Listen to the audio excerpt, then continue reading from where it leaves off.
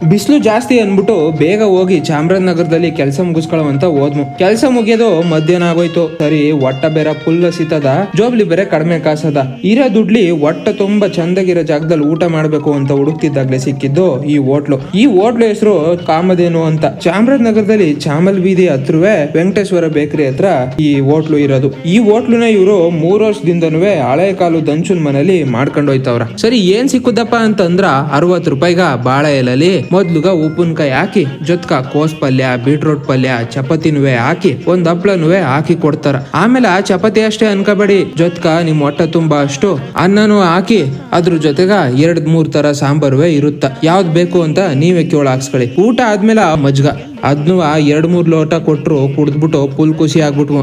ಜನ ಅಂತೂ ಈ ಹೋಟ್ಲಲ್ಲಿ ನೋಡಿ ಹೆಂಗ್ ಗಿಜಿ ಅಂತಿದಾರು ಅಂತ. ಯಾಕಂದ್ರ ಊಟ ಅಷ್ಟು ಸಖತ್ತಾಗಿರುತ್ತ. ನಮ್ ವಿಡಿಯೋ ನೋಡ್ಬಿಟ್ಟು ಏನಾರು ನಿಮ್ಗೂ ತಿನ್ಬೇಕು ಅಂತ